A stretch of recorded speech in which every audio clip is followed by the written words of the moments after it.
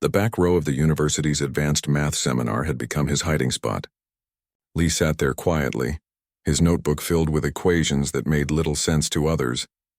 The pages were worn at the edges from constant flipping, and coffee stains marked the corners where late nights had taken their toll. Lee wasn't like the other professors. At 32, he was younger than most faculty members at this well-known school. His ideas about solving one of math's biggest puzzles seemed strange to everyone else. They called it Riemann's hypothesis, a problem no one had solved for over 150 years.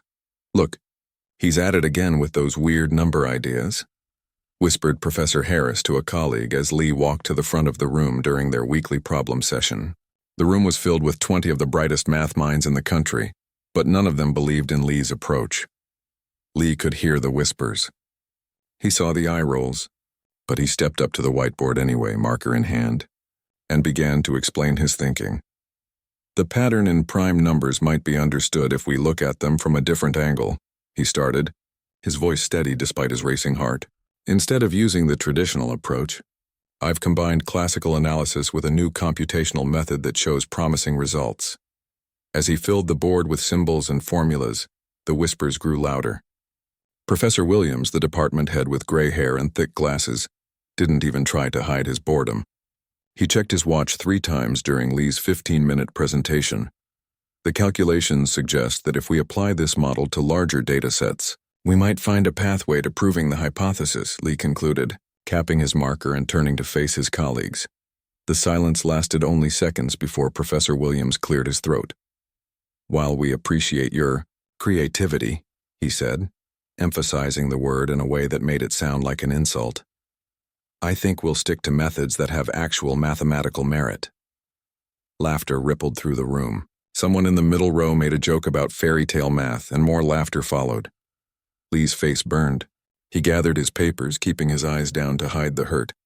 6 years of research, thousands of hours of work, all dismissed in a moment. He'd known this would happen, but he'd hoped that maybe, just maybe, someone would see what he saw in the numbers. Walking back to his seat, Lee noticed that one person wasn't laughing. Professor Chen, an older visiting scholar from Beijing, was studying the equations on the board with interest. Their eyes met briefly, and the older man gave a small nod that might have been encouragement. It wasn't much, but it was enough to keep Lee from walking out of the room entirely. After the seminar, Lee packed his bag slowly, waiting for the room to empty. He didn't want to face any more jokes or pitying looks in the hallway. As he zipped up his backpack, Professor Chen approached. "Your approach is unusual," the older man said without introduction. "But unusual is not always wrong." Lee looked up, surprised. "You don't think it's a waste of time?" "In 1905, a patent clerk wrote papers that sounded crazy to most physicists," Professor Chen said with a small smile. "Einstein was lucky to find the right people to listen. Maybe you need to find your listeners too, not just in this department." Before Lee could respond, Professor Williams returned to the room, eyebrows rising when he saw them talking. "Ah, Professor Chen, I wanted to discuss the guest lecture schedule with you," Williams said, pointedly ignoring Lee. "We shouldn't waste your valuable time here." The message was clear. Lee nodded goodbye to Professor Chen and left, the older man's words echoing in his mind as he walked across campus. His office was tiny compared to the other professors' spaces, a converted storage room at the end of a quiet hallway. But it was his space, and no one bothered him here. The walls were covered with printouts, handwritten notes, and color-coded charts tracking his progress on the problem. Lee dropped his bag on the floor and fell into his chair, staring at the ceiling. Maybe they were right. Maybe he was wasting his time on a wild idea that would never work. Plenty of brilliant people had tried to solve this problem before him. His phone buzzed with a text from his wife, May. "How did it go? Should we celebrate tonight?" He hadn't told her how the department really viewed his work. She thought he was respected, on track for tenure, making important contributions. The truth would worry her, especially with the baby coming in 3 months. Their tiny apartment near campus was already too expensive on his starter professor salary. If he lost this job, Lee texted back, "Rain check on celebration. Need to work tonight." He put down his phone and looked at the main equation he'd written on the whiteboard in his office. There was something there, he was sure of it. a pattern that everyone else had missed because they were all looking in the same direction, following the same paths of thought. A knock on his door interrupted his thoughts. Lee turned to find Professor Williams standing in the doorway, arms crossed. "Got a minute?" Williams didn't wait for an answer before stepping inside, his eyes scanning the papers covering the walls with obvious disapproval. "Look, Lee," he said, "I think we need to have a frank discussion about your future here." Lee's stomach tightened. "My future?" "Your tenure review is coming up next year," Williams said, sitting down uninvited in the room's only other chair. "The committee looks at research contributions, teaching evaluations, and departmental fit." The last two words hung in the air. Departmental fit? Code for thinks like we do. "Your teaching is acceptable," Williams continued. "Students seem to like you. But your research," he gestured at the walls. "This obsession with an unorthodox approach to Riemann isn't going to impress the committee." "It's not about impressing anyone," Lee said, trying to keep his voice steady. "It's about solving the problem." Williams sighed like a disappointed parent. "There are plenty of established areas where you could make solid contributions. Morgan in analysis would be happy to have you join his research group. You could co-author some respectable papers, build a proper portfolio for tenure." The suggestion was clear. Abandon your own work and join the crowd. "I'll think about it," Lee said, knowing he wouldn't. "Don't think too long," Williams said, standing up. "The department funds 2 conference trips per faculty member per year. I've been holding your slot, but if you're planning to present this," he waved at the equations, "I can't justify the expense." After Williams left, Lee sat motionless for a long time. Then he turned to his computer and opened his email. There was a message he'd been avoiding for days, an invitation to speak at a small mathematics workshop at a community college 3 hours away. Not prestigious, not impressive for his CV, but they would let him talk about his real work. He clicked accept and began planning what he would say. If the top minds in his field wouldn't listen, maybe he needed to start somewhere else, with people who didn't have preconceived notions about what was possible. That night, he stayed late in his office refining his ideas, searching for the proof that would silence the laughter once and for all. Outside his window, the campus grew quiet as students headed home or to the library. But in his mind, the numbers sang louder than ever, pointing the way forward, showing him a path that only he could see. Now I'll create part 2 of the story. 7 months passed like a blur. Lee's small campus office transformed from a workspace into something closer to a home. The walls disappeared beneath layers of equations, printouts of data, and sticky notes connecting different ideas. A folding cot leaned against one wall, used more nights than he cared to admit. His wife May worried as the weeks went by. She brought him dinner in plastic containers, sitting quietly while he ate without tasting the food, his eyes never leaving the whiteboard where his latest calculations sprawled. "The baby's room is almost ready," she said one evening in April. "I finished the clouds on the ceiling yesterday. Don't you want to see it?" Lee looked up from his laptop, blinking as if waking from a dream. May was 7 months pregnant now, her belly round beneath her sweater. Guilt washed over him. He hadn't helped with the nursery at all. "I'm sorry," he said, rubbing his tired eyes. "This is important, but so are you. So is our baby. I'll come home early tomorrow, I promise." May looked at the chaos of papers surrounding him. "You need to let this go," she said softly. "It's eating you alive." "Professor Williams called me yesterday." Lee stiffened. "What did he want?" "To check if you were sick." "You missed a department meeting." "He said it's the 3rd one this month." She touched his hand. He sounded concerned. Lee laughed bitterly. "He's not concerned about me. He's building a case, documenting every mistake so he can deny my tenure." "Then stop giving him ammunition," May pleaded. "Work on something else, something they'll accept." Lee stood up and walked to the window. The campus was beautiful in spring, trees blooming pink and white. Students sprawled on the lawn, enjoying the sunshine. Everything seemed so normal out there, while in here he was chasing something that might not even exist. "I can't," he said finally. "I found something, May, something big. I know how it sounds, but I'm close to proving a piece of the puzzle that nobody's solved for over a century." "And if you're wrong?" she asked quietly. The question hung in the air between them. If he was wrong, his career at this university was over. No other top school would hire him. They'd have to move, start over somewhere less prestigious, with lower pay. their carefully planned life would fall apart. "I'm not wrong," he said with more confidence than he sometimes felt. "The numbers don't lie." After May left, Lee returned to his calculations with renewed determination. He needed to finish this work, not just for himself, but for his family. Success would mean security, respect, opportunities. Failure wasn't an option. The next morning, Lee ran into Professor Chen in the mathematics building lobby. The visiting scholar was preparing to return to Beijing the following week. "You look terrible," Chen said bluntly. "Are you sleeping at all?" Lee smiled weakly. "Sleep is overrated." Chen didn't smile back. "Even Einstein slept. The brain needs rest to solve difficult problems." "I'll rest when I finish," Lee promised.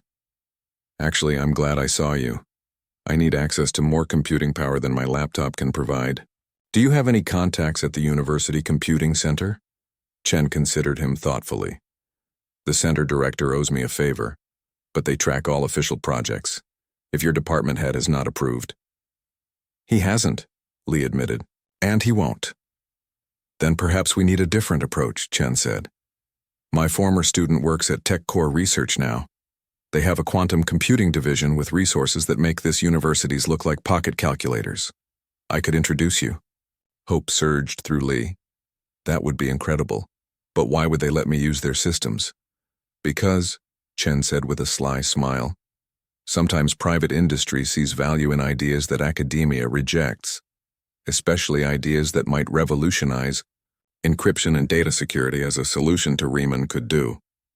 3 days later, Lee sat in a sleek conference room at TechCore Research, explaining his approach to Dr. Aisha Patel, the quantum computing director. Unlike his university colleagues, she asked sharp, interested questions without a hint of mockery. "Fascinating," she said when he finished. "Unorthodox, but the math is solid. And if you're right, the applications for our security products would be significant."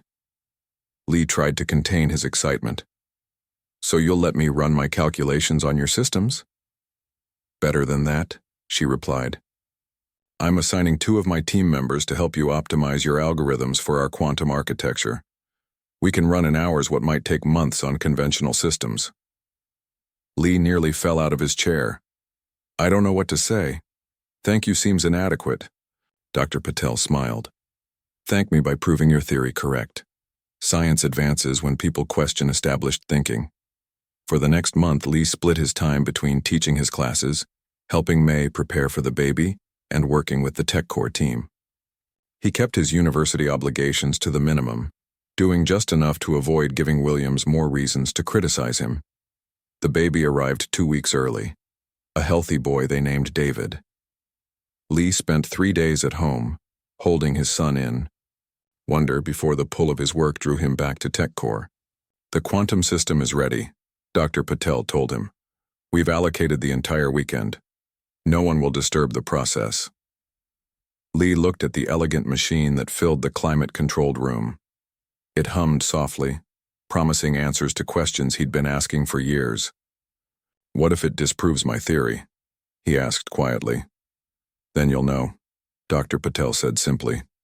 "Isn't that better than wondering?" Lee nodded. Together with the TechCore team, he loaded his algorithms and data into the quantum computer. With a deep breath, he initiated the program that would either validate or destroy his mathematical approach. "This will take approximately 60 hours, said one of the technicians. "You should go home, get some sleep, we'll call if anything changes." But Lee couldn't leave. He set up in a small observation room, watching the monitors that displayed the computer's progress. Occasionally he dozed in an ergonomic chair, but mostly he waited, rehearsing in his mind what he would do if the results proved him wrong. Early Monday morning, the computer completed its calculations. Lee, red-eyed and unshaven, stood beside Dr. Patel as the final data appeared on the screens. For a long moment, neither spoke. Then Dr. Patel turned to him, her expression astonished. "You were right," she said. "The pattern holds across all test cases. This is revolutionary." Lee stared at the numbers, unable to fully process what he was seeing. The data confirmed what he had suspected all along. His approach wasn't just viable, it offered the first concrete step toward a solution that had eluded mathematicians for generations. His hands shook as he downloaded the results to a secure drive. "I need to write this up immediately." "Lee," Dr. Patel said, "before you publish, TechCore would like to discuss potential applications. We've invested significant resources in this project." Lee understood what she wasn't saying. The company wanted first crack at any commercially valuable aspects of his discovery. "I'm an academic," he said. "I need to publish." "Of course," she agreed. "But perhaps we can find a compromise that benefits everyone. Publish the mathematical theory, but partner with us on the applied technology." It was a fair offer. "I'll need a few days to think about it." Lee went home to share the news with May, who was nursing baby David in the nursery. The clouds she had painted on the ceiling were exactly as she'd described. Perfect, fluffy white against sky blue. "It worked," he told her, his voice breaking with emotion. "All those months, all those late nights, I was right." May smiled, tears in her eyes. "I never doubted you, not really." "TechCore wants to partner on applications," he said. "But first I need to present the mathematical proof. The International Mathematics Symposium is in Zurich next month. It's the perfect place to announce this." "Will Professor Williams approve the funding now?" May asked. Lee laughed. "I don't need his approval anymore. TechCore has offered to sponsor my presentation." 2 days later, Lee submitted his paper to the symposium committee, knowing that Williams and his allies might try to block it if they recognized the author. He listed himself as L. Zhang et al. And included Dr. Patel and her team as co-authors, with their permission. When the acceptance email arrived, confirming that his paper would be presented in the main hall during a prime slot, Lee printed it out and pinned it to his office wall, the first blank space in months. Now all he had to do was prepare to face the very people who had laughed him out of their seminar room. The thought made his stomach tight with anxiety, but also filled him with a fierce determination. This time they wouldn't be laughing. The International Mathematics Symposium in Zurich was housed in a grand old building with stone columns and a domed ceiling that made Lee feel small as he walked through the main entrance. Mathematicians from around the world filled the lobby, speaking in dozens of languages, all united by their love of numbers and patterns. Lee clutched his presentation folder tightly, fighting the urge to turn around and flee. His discovery deserved to be here, even if he felt out of place among these distinguished scholars. "Dr. Zhang," a voice called from across the lobby. Dr. Patel from TechCore waved as she approached, elegant in a tailored suit. "I was beginning to worry you might not make it." "My flight was delayed," Lee explained. "And I almost talked myself out of coming 3 times during the taxi ride from the airport." Dr. Patel laughed. "Stage fright is normal, even for brilliant mathematicians, especially when you're about to change your field forever." She handed him a conference badge. "I registered for you. Your presentation is scheduled for tomorrow at 11 a.m. in the Grand Hall." Lee stared at the badge. Seeing his name printed there made everything feel more real. "Has the full attendance list been published? I'm wondering if your department colleagues are here?" Dr. Patel finished for him. "Yes, I checked. Professor Williams and 5 others from your university are registered. They're listed as presenting in the afternoon session on day 3. Lee's throat tightened. Of course they would be here. The symposium was the most prestigious gathering in their field. Williams would never miss it, and he always brought his favorite faculty members along. "They don't know I'm presenting, do they?" Lee asked. "The printed program only lists L. Zhang et al. They'll know it's someone with your last name, but in a field with thousands of Chinese mathematicians." She shrugged. "They might not make the connection until they see you at the podium." Lee nodded, somewhat relieved. He wasn't hiding exactly, but he wanted his work to be judged on its merits before Williams and the others realized who had produced it. That evening, Lee reviewed his presentation in his hotel room, going through each slide carefully. The mathematical proof was solid, backed by the quantum computing results from TechCore. But would he be able to explain it clearly under pressure? Would the audience understand the significance of what he'd found? His phone rang. It was May, Video calling from home. How's Zurich? She asked when he answered. She looked tired, their baby son asleep against her shoulder. Beautiful, but I haven't seen much yet, mostly the inside of my hotel room. Lee angled the phone to show her the papers spread across the bed. You'll be amazing tomorrow, May said. Just remember to breathe. Lee smiled. How's David? Just fed and almost asleep. He misses his dad. She adjusted the baby so Lee could see his peaceful face. I miss both of you too. This will all be worth it, I promise. After they hung up, Lee tried to sleep, but his mind raced with equations and possible questions the audience might ask. When he finally drifted off, he dreamed of standing at the podium with no voice, unable to share his discovery while Williams laughed from the front row. Morning came too quickly. Lee dressed carefully in his best suit, the one he'd bought for job interviews years ago. It felt slightly tight across the shoulders now. He hadn't had time for haircuts during the intense months of work, and his hair curled over his collar in a way Professor Williams would certainly disapprove of. The symposium was already buzzing when he arrived. Attendees moved between lecture halls, comparing notes and debating fine points of mathematical theory. Lee checked the main program board and saw his name listed for the Grand Hall at 11 a.m. New approaches to the Riemann hypothesis. L. Zhang.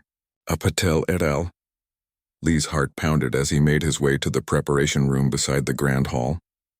Dr. Patel was already there, checking the presentation equipment. All set, she said with an encouraging smile. The hall is filling up. Word has spread that there might be a significant announcement about Riemann.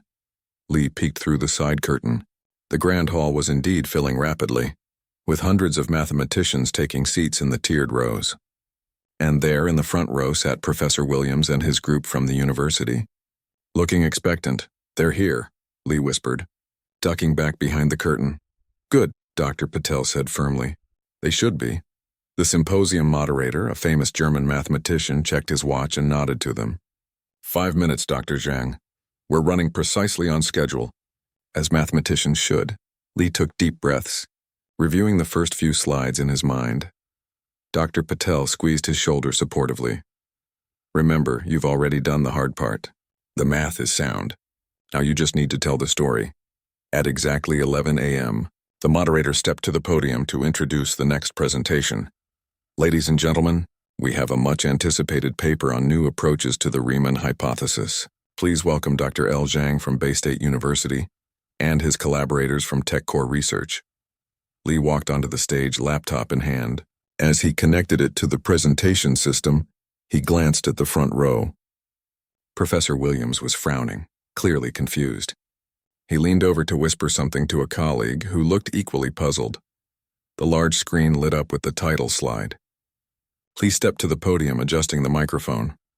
Good morning, he said, his voice steadier than he expected. For those who don't know me, I'm Lee Zhang from the mathematics department at Bay State University. Recognition dawned on Professor Williams' face, followed quickly by disbelief. His mouth actually fell open, and Lee had to suppress a smile at the sight. As some of you may know, Lee continued, I proposed a theoretical framework for this approach to Riemann last year. At the time, it was suggested that my work lacked mathematical merit. A murmur ran through the audience. Academic politics were universal, and everyone recognized the diplomatic phrasing for what it was. A reference to dismissal and ridicule. Today, with the help of my collaborators at TechCore Research, I'm pleased to present not just the theory, but computational evidence supporting a new pathway toward proving the Riemann hypothesis. Lee launched into his presentation, explaining how he had identified a pattern in prime number distribution that others had overlooked. As he displayed the key equations, the hall grew silent, hundreds of brilliant minds processing what they were seeing. The traditional approach assumes symmetry across this axis, Lee explained, highlighting a section of a complex graph. But what if we consider an asymmetrical distribution in higher dimensions? Our calculations suggest this could resolve the contradictions that have stalled progress. A hand shot up in the third row. Lee recognized Dr. Eleanor Fox, a Fields medalist from Cambridge whose work on number theory was legendary. Dr. Zhang, she said, standing, your transformation of the zeta function is unlike anything I've seen. Could you elaborate on how you derived equation 12? This wasn't a challenge. It was genuine interest. Lee explained the steps, feeling a surge of confidence as Dr. Fox nodded with growing excitement. Brilliant, she said when he finished. Absolutely brilliant approach. More hands rose, more questions came. Not skeptical dismissals, but enthusiastic explorations of the implications. Lee fielded each one, sometimes deferring to Dr. Patel on the quantum computing aspects. Throughout it all, Professor Williams sat rigidly in his seat, his expression moving from confusion to disbelief to what looked like grudging recognition. He didn't ask any questions, but Lee could see him taking careful notes. When Lee presented the final slide showing the computational results that validated his approach, the room erupted in applause. Mathematicians were normally a reserved bunch, but breakthroughs on famous unsolved problems didn't come along every day. The moderator stepped forward. We'll take 2 more questions before our lunch break. A woman in a tailored suit approached the microphone. Dr. Sofia Hernandez, National Science Foundation. Dr. Zhang, what you've presented today represents potentially the most significant advancement in this field in decades. I'd like to discuss funding options to continue this work at our advanced computing facility. Lee blinked in surprise. I would be honored to discuss that, Dr. Hernandez. The final question came from a young graduate student who looked terrified to be addressing such a distinguished gathering. Sir, he said, his voice shaking slightly, your approach seems to contradict Professor Williams' paper from last year's symposium. How do you reconcile that difference? A hush fell over the room. Everyone looked at Professor Williams, then back to Lee. It was the kind of academic confrontation that created legends in university hallways. Lee took a deep breath. This was his moment for revenge if he wanted it. He could publicly humiliate Williams the way Williams had humiliated him. Instead, he smiled at the student. That's an excellent observation. Professor Williams's work is valuable in the traditional framework. Our approaches differ not because one is wrong, but because we're looking at the problem from different perspectives. Mathematics advances when we consider multiple viewpoints. The diplomatic answer drew approving nods from the audience. Lee glanced at Williams, who gave a tight, almost imperceptible nod of acknowledgement. As the session ended, Lee was surrounded by mathematicians eager to discuss his work further. Business cards were pressed into his hands. Invitations to visit universities and research institutes came from people who would never have given him the time of day a week earlier. Through the crowd, Lee saw Professor Williams rise from his seat and move toward the exit. Their eyes met briefly across the hall. The older mathematician gave a small, reluctant nod of respect before disappearing through the door. Dr. Patel appeared at Lee's side, beaming with satisfaction. I believe the phrase is success is the best revenging, she murmured. Lee shook his head. This isn't about revenge. It's about the mathematics. It always was. But as he fielded congratulations and questions from his peers, a small part of him couldn't help remembering the laughter in that seminar room months ago, and how sweet this moment of vindication felt. The remainder of the symposium passed in a blur for Lee. He found himself invited to dinners with famous mathematicians, included in discussions where his opinion was suddenly valued, and approached by publishers interested in his forthcoming paper. On the morning of the 3rd day, Lee sat in the back row of a smaller lecture hall, listening to Professor Williams present his research team's work.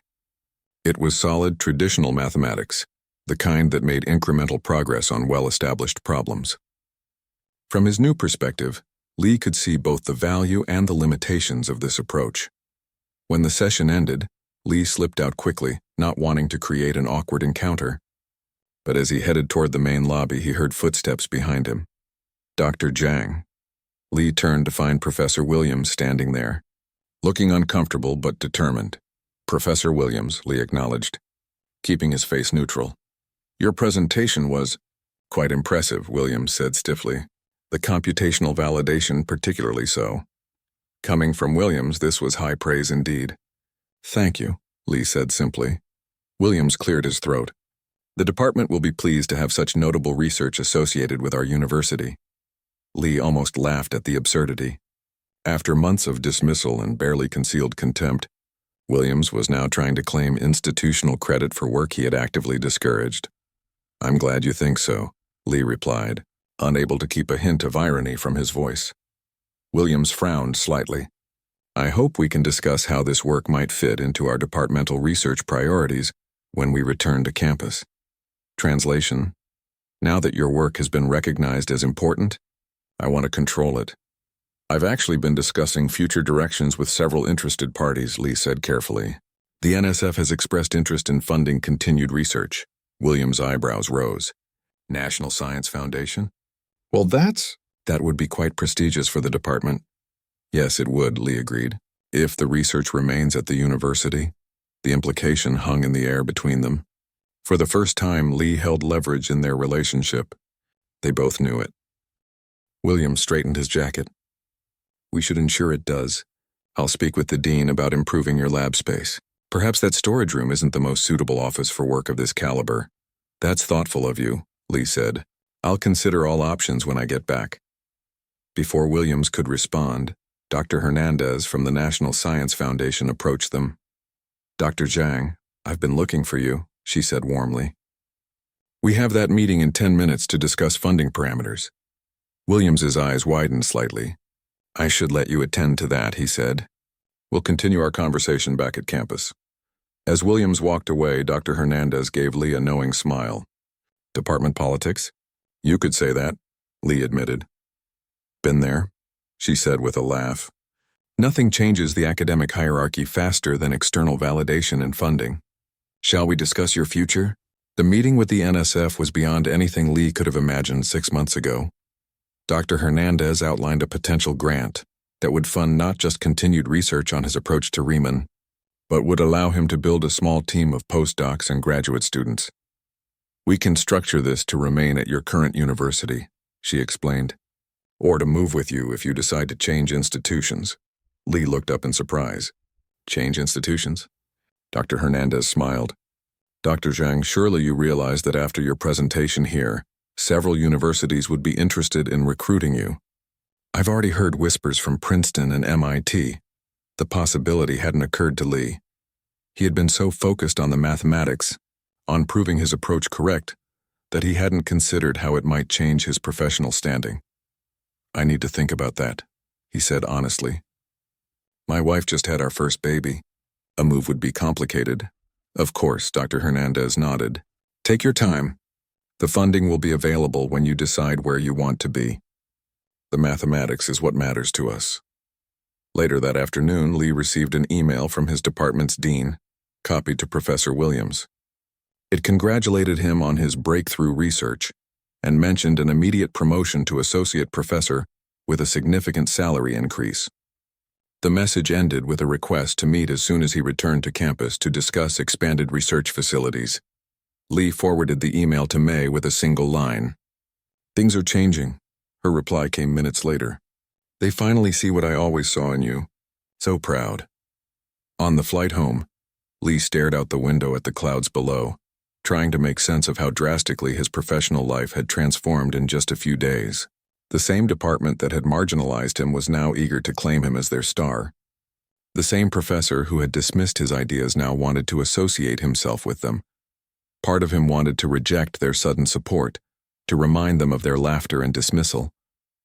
But a wiser part recognized that in academics, as in mathematics, the elegant solution wasn't always about emotional satisfaction. When he landed, May and baby David were waiting at the arrival gate. Lee swept his son into his arms, marveling at how much he seemed to have grown in just a few days. Professor Superstar returns, May teased, kissing his cheek. Hardly, Lee laughed. Though you wouldn't believe the emails I've been getting. 3 universities have already reached out about potential positions. May's smile faltered slightly. You want to leave?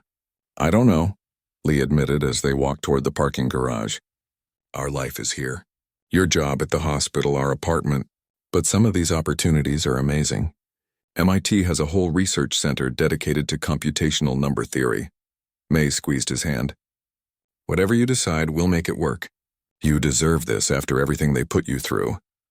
Monday morning found Lee back on campus, fielding congratulations from colleagues who had barely spoken to him before. His inbox was flooded with messages from mathematicians worldwide, wanting to discuss his approach or propose collaborations. Even the graduate students looked at him differently in the hallways. His meeting with the dean was scheduled for 11 o'clock. As Lee approached the administration building, he spotted Professor Chen waiting on a bench outside. "I thought you had returned to Beijing," Lee said, surprised. Chen smiled. "I extended my visit. I wanted to see what happened after Zurich. News travels fast in mathematics circles." "Faster than I expected," Lee agreed. "They will try to keep you now," Chen said, gesturing toward the dean's office. "They will promise you many things." Lee nodded. "They already have. A promotion, better office research funding. And you?" Chen asked. "What do you want?" The question caught Lee off guard. What did he want? Throughout his career, he had focused on the next step, the next proof, the next hurdle. He had rarely stopped to consider his larger goals. "I want to continue this work," he said finally. "I want to see where it leads mathematically. And I want to work with people who believe in exploration, not just safe incremental steps." Chen nodded approvingly. "Then make your decisions based on that, not on who laughed or who now applauds. The mathematics remains true regardless." Lee's meeting with the dean was everything Chen had predicted. Promises of resources, recognition, support. All the things that had been withheld before were now offered freely. Professor Williams sat in the corner of the office, occasionally adding comments about departmental research synergy and collaborative opportunities. "We're prepared to offer a substantial research package," the dean concluded. "New lab space, 2 dedicated graduate assistants, and priority computing access. We value your contributions, Dr. Zhang, and want to ensure you have what you need to continue your groundbreaking work here."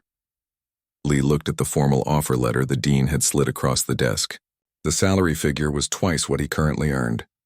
The teaching load was reduced to a single seminar each semester. By any measure, it was a generous package. "I appreciate the offer," Lee said carefully. "I'd like some time to consider it." The dean frowned slightly. "Consider it?" "I've received inquiries from other institutions," Lee explained. "And the NSF has offered funding that could be placed at any university." Williams leaned forward. "But your work began here in our department.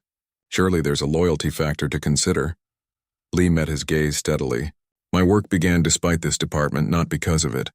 With respect, Professor Williams, you personally told me my approach lacked merit and suggested I abandon it." The room fell silent. The dean looked at Williams with surprise. "That was a professional assessment based on the evidence available at the time," Williams said stiffly.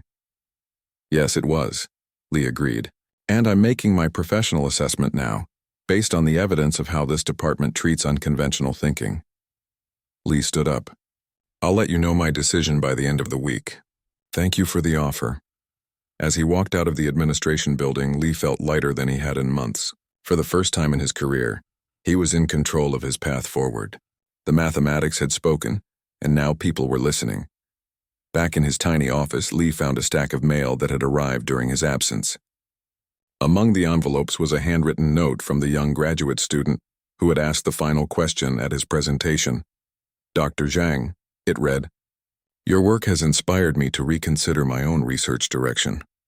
I've been afraid to pursue an unusual approach to topology because it doesn't align with my advisor's methods. Seeing you stand up there after everyone had dismissed your ideas gave me courage. Thank you for showing that the right answer matters more than the popular one." Lee pinned the note on his wall next to his equations. This, more than the job offers or the funding, felt like real validation. Later that evening, as he played with baby David on the living room floor, Lee told May about his day. "So what will you do?" she asked. "Stay and accept their offer or move to MIT or Princeton?" Lee watched his son grasp at a colorful toy, his tiny face serious with concentration.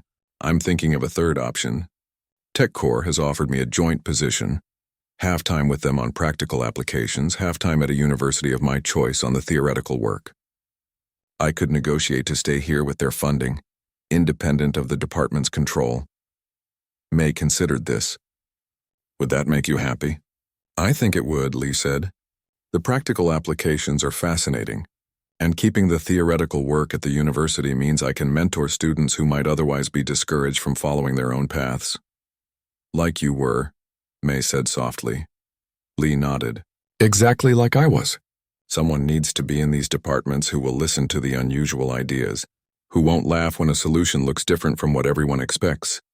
"Then that's what you should do," May said decisively. As David fell asleep in his arms, Lee thought about the journey that had brought him here. The pattern he had found in mathematics had been beautiful and true, waiting for someone to see it. But perhaps the more important pattern was the human one: how institutions resist new ideas, how persistence can overcome ridicule, and how sometimes the person everyone laughs at turns out to be the one who was right all along. 6 months after the Zurich Symposium, Lee's life had transformed in ways he could never have predicted.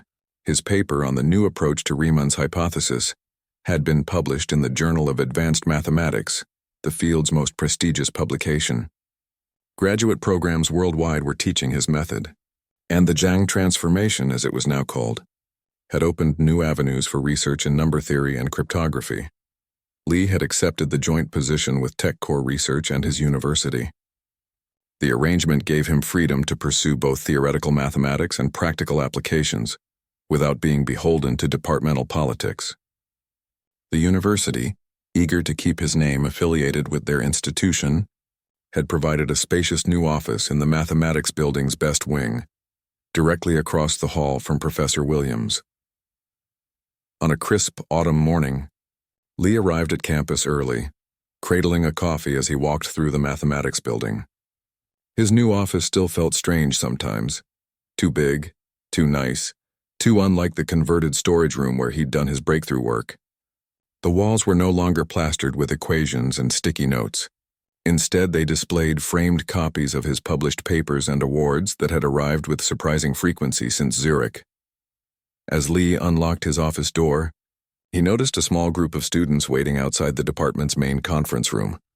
"Good morning, Dr. Zhang," one called out respectfully. Lee smiled and waved. These were first-year graduate students, part of a new research track focused on computational approaches to classical problems, a program created largely because of his work. Several had already asked to join his research team. "Big day today?" he asked, noticing their formal attire. "Department reception for new faculty," explained a young woman in a blazer. "Professor Williams asked us to help set up." Lee nodded.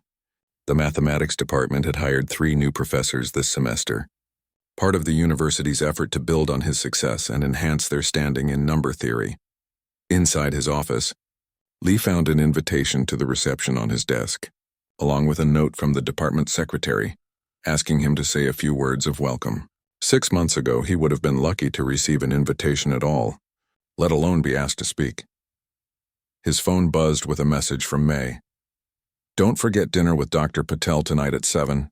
I've arranged for the sitter to stay until 10. Lee smiled. His partnership with TechCore had blossomed into a productive collaboration. Dr. Patel's team was applying his mathematical insights to develop new encryption methods that could revolutionize data security. The work was already generating patents and industry interest. A knock at his door interrupted his thoughts. Professor Chen stood in the doorway carrying a small gift bag. "I thought I would find you here early," Chen said, entering with a smile. "Always working." Lee stood to greet him with a handshake. "Professor Chen, I didn't know you were back in the States, just for the week. Beijing University is hosting a conference on computational mathematics next month, and I'm here to extend some invitations personally." He handed Lee the gift bag, also a small gift for young David. Traditional Chinese toy blocks good for a mathematician's son. Lee accepted the gift gratefully. "You'll have to come for dinner before you leave. Me would love to see you, and David is talking now, well, trying to. I would like that." Chen settled into a chair, glancing around the office. "Quite different from your previous workspace." Lee laughed. "Sometimes I miss that old room. It was easier to think when no one was constantly interrupting to ask for advice or collaboration." "The price of success," Chen said with a knowing smile.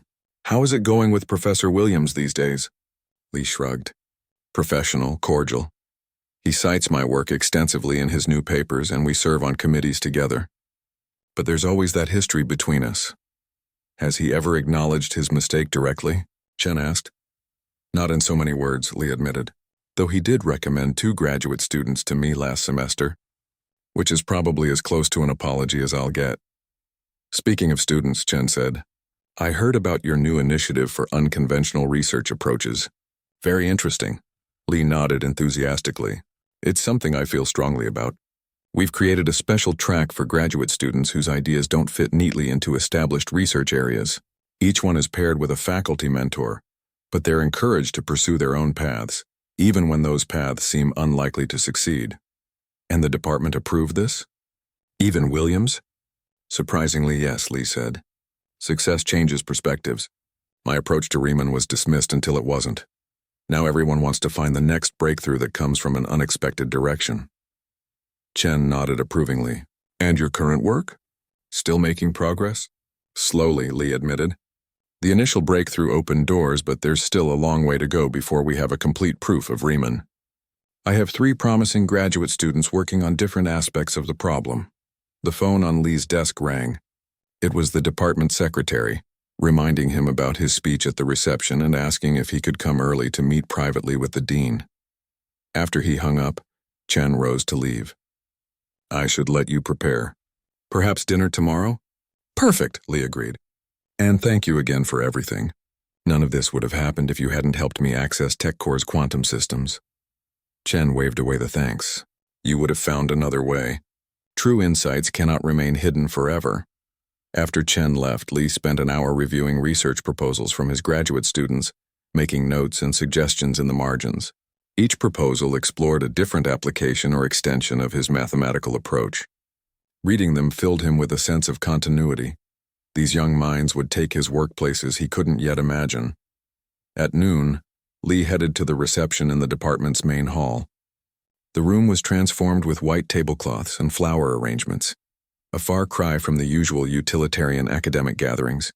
Faculty members mingled with the new professors, while graduate students circulated with trays of refreshments. As Lee entered, several colleagues immediately approached him, eager to introduce him to the new faculty members. He shook hands with each newcomer, remembering how isolated he had felt during his early days in the department. Dr. Thomas specializes in algebraic geometry, explained a senior professor, introducing a young woman with bright eyes and an air of confidence. She's interested in potential applications of your methods to surface mapping problems. I'd love to discuss that, Lee told her warmly. My office is always open.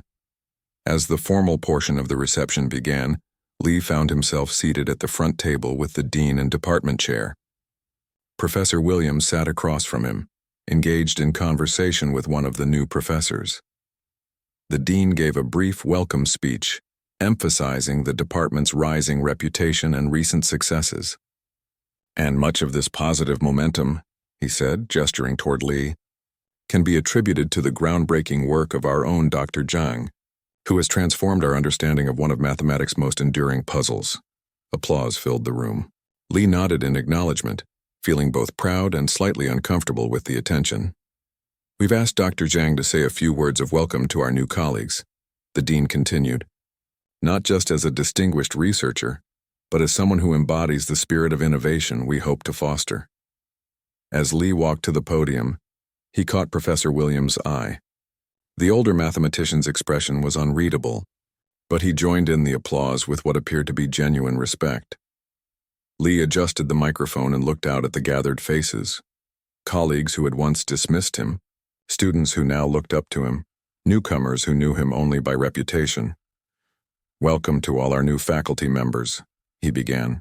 You're joining our department at an exciting time, when traditional boundaries between mathematical disciplines are blurring and new approaches are yielding unexpected results. He paused, gathering his thoughts. When I joined this department 5 years ago, I had ideas that didn't fit neatly into established frameworks. Those ideas were met with skepticism, which is natural and even necessary in mathematics. We should question new approaches rigorously. Lee glanced at Professor Williams, who was listening intently. But there's a fine line between healthy skepticism and closing our minds to possibilities. The most valuable lesson from my experience isn't about a specific mathematical technique, but about how we approach ideas that challenge our assumptions. The room was silent, everyone attentive. I hope each of you, whether you're just joining us or have been here for decades, will find this to be a place where your ideas can be tested and refined, where disagreement doesn't mean dismissal, and where we remember that mathematics advances through both tradition and revolution. Lee raised his water glass. To new colleagues, new perspectives, and the endless beauty of mathematics. The toast was met with enthusiastic applause. As Lee returned to his seat, several faculty members nodded appreciatively at his diplomatic framing of what everyone knew had been a contentious history. After the reception, as people were leaving, Professor Williams approached Lee. "That was well said," Williams acknowledged, particularly the part about healthy skepticism. "Thank you," Lee replied, surprised by the compliment.